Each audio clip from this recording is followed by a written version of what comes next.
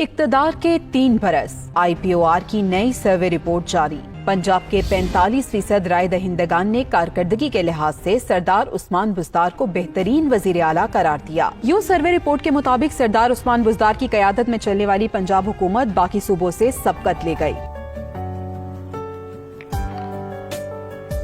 نہیں سمجھے تو آپ کو سمجھانے کے لیے شہباز شریف اور عثمان بزدار کے ادوار کا مختصر سا موازنہ پیش خدمت ہے۔ جہاں گزشتہ دور حکومت میں 5 یونیورسٹیاں بنیں، وہاں اب 21 نئی یونیورسٹیوں کی تعمیر اور یونیورسٹیوں کی رینکنگ میں نمایاں بہتری۔ 1500 اسکولوں کے مقابلے میں 15,000 اسکولوں کی اپ گریڈیشن۔ 3 کے مقابلے میں 13 انڈسٹریل اسٹیٹس۔ 1965 کے بعد پہلی بار محکمہ انہار پنجاب کی جانب سے 2 بڑی نہروں کی تعمیر کا آغاز۔ سابقہ دور میں ایک بھی ڈیم نہیں بنا، اب 9 بڑے ڈیموں کی تعمیر۔ کسان کارڈ کے ذریعے کاشتکاروں کو اربوں روپے کی سبسڈی، جبکہ 1800 روپے فی من گندم کی قیمت کے مقابلے میں 2200 روپے فی من مقرر، اور گنے کی پوری قیمتوں کی ادائیگی۔ 128 سال کی طویل مدت کے بعد 5.5 ارب روپے مالیت کا جیل ریفارمز پیکج، جس کے تحت قیدیوں کو بنیادی حقوق کی فراہمی ممکن ہوگی۔ گزشتہ دور حکومت میں قائم کردہ 152 اراضی ریکارڈ سینٹرز کے مقابلے میں اب اراضی ریکارڈ کی سہولیات 10,290 مراکز پر دستیاب ہیں۔ 26 نئی سیمنٹ فیکٹریوں کو NOC کا اجرا۔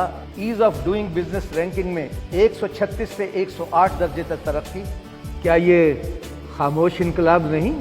گزشتہ 53 سالوں میں پیسی کے تحت 14 ہسپتال تعمیر کیے گئے، جبکہ گزشتہ 3 سالوں میں 15 نئے جدید ترین ہسپتالوں کی تعمیر اور اس کے ساتھ ساتھ نئی لیبر کالونی کی تعمیر بھی جاری ہے۔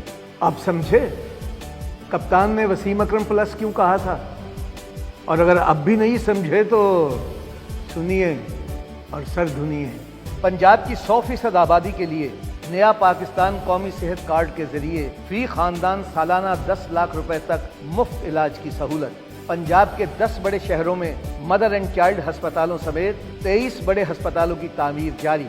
پنجاب کی تاریخ میں پہلی بار تمام اضلاع میں وسائل کی منصفانہ تقسیم اور یکساں ترقی کے لیے 645 ارب روپے کا ترقیاتی پیکج، جس میں سے جنوبی پنجاب کے لیے 35% ترقیاتی بجٹ مختص اور جنوبی پنجاب کے نوجوانوں کے لیے سرکاری ملازمتوں میں 32% کوٹا مختص۔ جنوبی پنجاب سیکریٹریٹ کا قیام۔ پنجاب کی ہر تحصیل میں ریسکیو 1122 سروس کا آغاز۔ انسانی تاریخ کی سب سے خوفناک وبا کرونا کا کامیاب تدارک، اور اس کے ساتھ ساتھ پہلی بار صحت، تعلیم، زراعت اور اقلیتوں کے بجٹ میں سینکڑوں گنا اضافہ۔ 206 ارب روپے کے روڈ انفراسٹرکچر کی تعمیر۔ نالا لئی اور راولپنڈی رنگ روڈ کی تعمیر۔ ماحولیات کے تحفظ کے لیے بلین ٹری سونامی۔ 550 ارب روپے مالیت کی سرکاری زمین قبضہ مافیا سے واگزار، اور اینٹی کرپشن اسٹیبلشمنٹ کے ذریعے بدعنوان عناصر سے 220 ارب روپے کی ریکوری۔ پہلی بار کسی حکومت نے نادار اور بے سہارا لوگوں کا احساس کیا۔